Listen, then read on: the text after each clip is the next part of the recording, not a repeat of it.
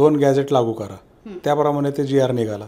यापूर्वीचे जे आंदोलन आहेत जारंगे पाटलांचे, ते जर तुम्ही डोळ्यासमोर आणले तर त्यांच्या आंदोलनानंतर जवळपास 57 लाख कुणबी लोकांना प्रमाणपत्र मिळालं, ही वस्तुस्थिती आहे। कालचं आंदोलन जर पाहिलं तर मराठा समाजाला आजपर्यंत कुठल्याच आरक्षणात बसत नव्हते। निदान कालच्या आंदोलनाचं यश काय, निदान हे GR तर निघाला।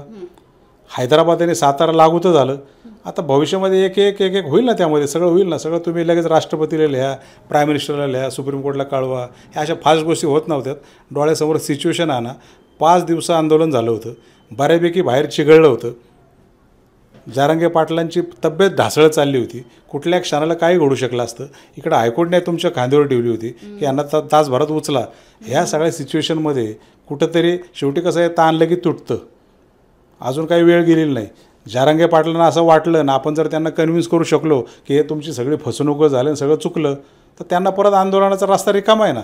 पण अगदीच काही नसल्यापेक्षा मराठा समाजाच्या पदरात काहीतरी पडलं, यात कुठंतरी समाधान मानायला पाहिजे।